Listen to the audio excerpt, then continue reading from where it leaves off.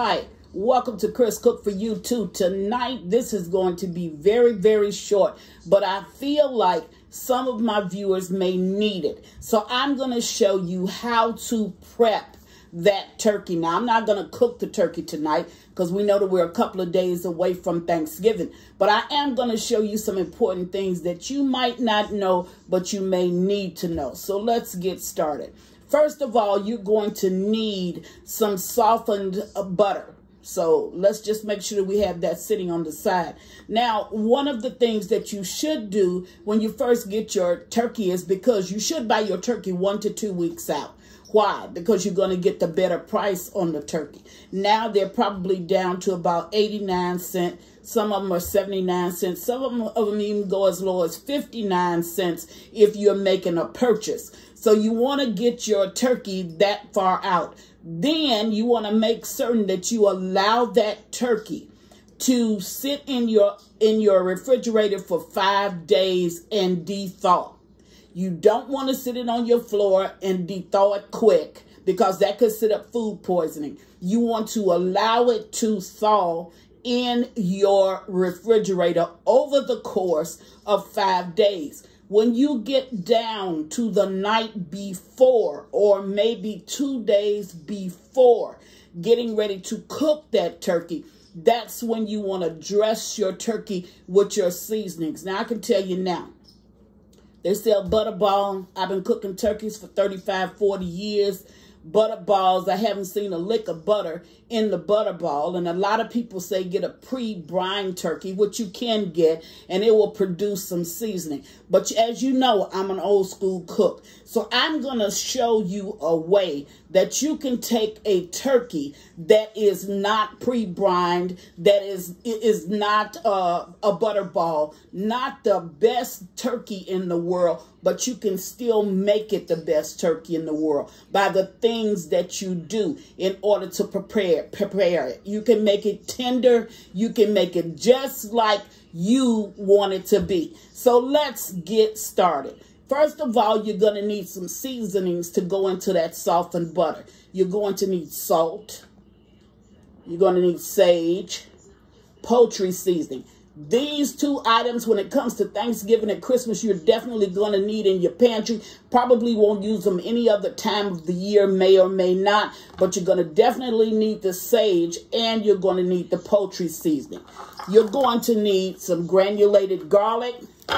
You're going to need some onion powder, but in this case, I'm using my all-time favorite seasoning in the world, onion soup mix. I'm going to use that instead. And you're going to need some thyme. Now, if you want to put a lot of other ingredients, you can go ahead. But these are what you need in order to produce an excellent turkey. So I'm going to push that over to the side. And this is what it looks like.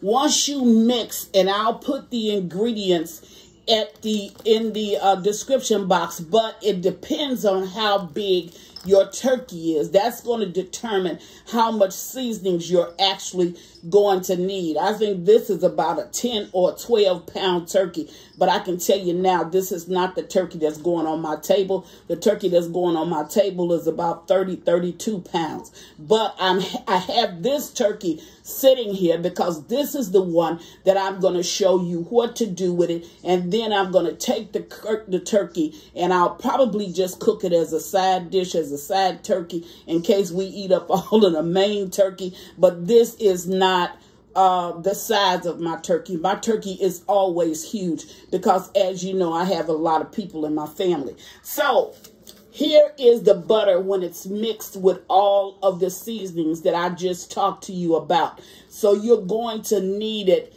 this way. Why? Because you're going to put it underneath the skin. Now, I want to tell you something about a turkey. First of all, you got the legs, you got the thighs, and you got the wings. These always appear to be more juicier than the breasts. Why is that? Because when the turkey, I want you to envision this turkey if it was alive. when the turkey actually exercises to pump that blood through the meat in his body. He exercises his legs because he's walking and his thighs move with that. And he exercises his wings because he's flapping that. So this is going to always be juicier. Where you're going to run into a problem with dryness and being juicy is when you get to the breast. Because the breast is stable, that's the one part of this turkey that is not moving. So how do you get that breast just as tender as every other part of this turkey without making it a pre-brined turkey or a butterball or some specific turkey? Well, that's real easy. And this is going to be the best lesson you will ever learn when it comes to cooking this turkey. The only thing you have to do once you get ready to put this turkey into the oven, what you need to do is to take this turkey for the first 30 minutes of cooking. Hear me good. The first 30 minutes of cooking, you're going to turn this turkey upside down. And that's the way you're going to cook it for 30 minutes. Why are you doing that? Because you want all of the juices to run from the back of the turkey down into the breast portion of the turkey.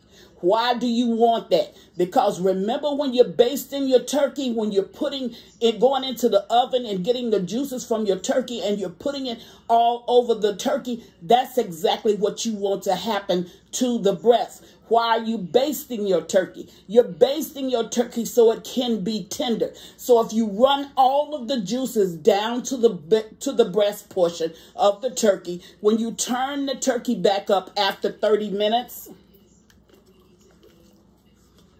all of the juices that's inside of the breast portion is going to start to distribute itself all over the turkey. Very simple lesson. Very good lesson. One of the better ones that you're actually going to hear. I want to tell you something about the bag on the turkey. Don't discard it.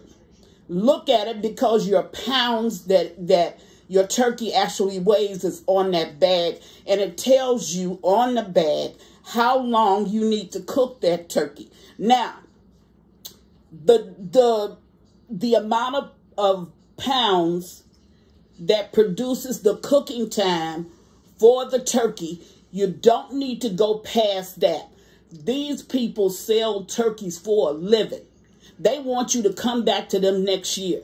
So the one thing that they're definitely going to do is to tell you how to get the best flavor out of that turkey. So pay attention to it. Most of your turkeys will come to this, but come with this. But when my daughter was washing the turkey, she actually popped it out. Normally it's about here on the turkey. Don't get rid of this.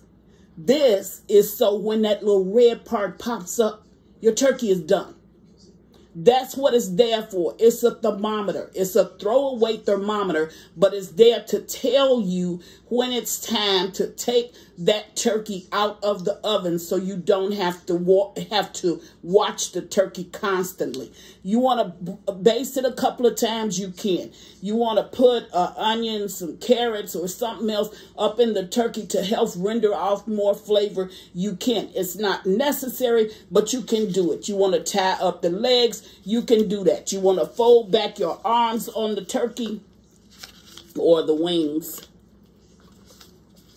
you can do that as well. Not a problem. Tell you another important part about this turkey. I'm going to try to flip it because I'm right-handed. Okay. Now, I want to show you this. This skin you want to be very, very careful with. This is very important. What you want to do is to loosen this skin by taking your hand, going inside of the turkey, and try not to bust the skin, but go in there and release that membrane. See it? See my hand is on it? You want to release that membrane from the skin. You want to go in there and you want to get it loose every place you can without piercing a hole in the turkey. Now that's going to take you a few minutes, because you have to go all the way up in it. Like, look here. See, my hand is all the way up in there. Okay, that's the way you want it all over this turkey. And I'm not going to make this video too long, but I am going to try to release enough to show you what it is that I'm doing. Okay, see, my hand is all the way up in there, and I'm just releasing that membrane. Why are you releasing the membrane from the skin? I'm very, very glad that you asked, because I'm releasing the membrane so that I can pack the insides with the butter mixture that you saw me make. And I'm just going to show you this. So let's just say that I have released all of the membrane all around. Okay. And I got enough because you can see I have my hand in there enough. Then you want to go inside. This is 1 to 2 days before you pop this bird in the oven. Okay, I'm going to just take this off because I can't. I've already washed it. But it's something about extra skin. Then you want to take this and you want to smear it in there. See it? And then you want to press it out. Because this is going to help to make your turkey so juicy. Okay? You want to do this all over. Then it's couple of more things I want to show you. Here, and I need you. Okay, I want to show you on the outside of your turkey. Give me a piece of aluminum foil. On the outside of your turkey skin. Now, you're going to do this basting all the way through. I just did a little bit because I don't want to make this tutorial too long. Okay? So, on the outside of your turkey, you're going to think about that as if you were trying to get a tan at the ocean front. Okay? So, what do? You put oil on your skin. You sit out up underneath the sun. And then from the oil that's on your skin, it turns you a little bit darker in color. Same way your turkey does it. You put oil on the outside of your turkey. You put it in your oven where that heat is, and that's what roasts your turkey. The only problem that you have with that is when you are, and I want to take my gloves off right here and get a piece of aluminum foil. Now, this is a big super piece. You don't need a piece that big. Here, okay? So you want to take a piece of the aluminum foil. You want to bend that aluminum foil over or fold it over, and then you want to make a tent. That's the way you make a tent. Why did I make a tent? The reason why I made a tent is because when you have this turkey in the oven, you want the turkey all to be an even color. Well, how do you get that even color? One of the things at the highest point of the turkey, that's going to brown first. So where's the highest point of the turkey? It's on the top of the breast. That you don't want to brown first. So what do? You cover it with a tent.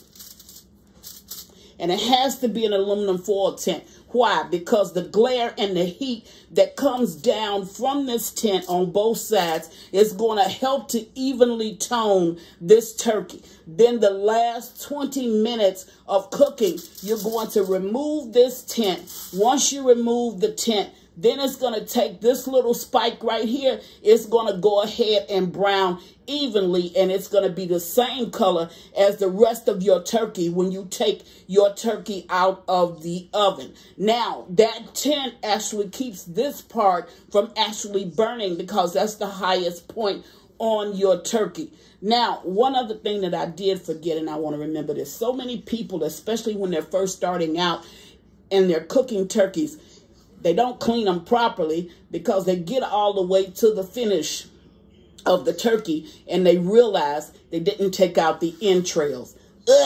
Go ahead and say it, because that's truly, truly nasty. So the first thing you want to do when you're washing this turkey is pull that little bag. That's on the inside of that turkey. Pull it out. You need that. It's very important. Why is it? Because that's how you make your gravy for your turkey. You cut up all of these pieces, put a little bit of onions and celery in it while you boil it, as well as whatever else, your meats, chop them up real fine, and then use that to make your gravy. If you don't know how to make the gravy for turkey, I do have that video online. Go online and view it, and then go from there. I want everybody to have a spectacular Thanksgiving holiday. Why is that? Because we're all under quarantine. It's not like we can do anything else. Wish I could have you guys, all of you, for dinner. But those who do stop by, I can just hand them a plate out the door and let them keep on going. But I do want to say I felt like these were some tips that you really needed to know. Not going to bake this turkey off. Just going to continue to prepare this turkey. And I'll use it on Thanksgiving Day along with my other meal and my other turkey that I'm going to have. So just wanted to show you those tips. P.S. One thing I want to tell you, please don't throw away that ham bone if you're making a ham for this Thanksgiving, because the ham bone makes the best beans in the world. And we still got New Year's coming. So save that ham bone. Bye.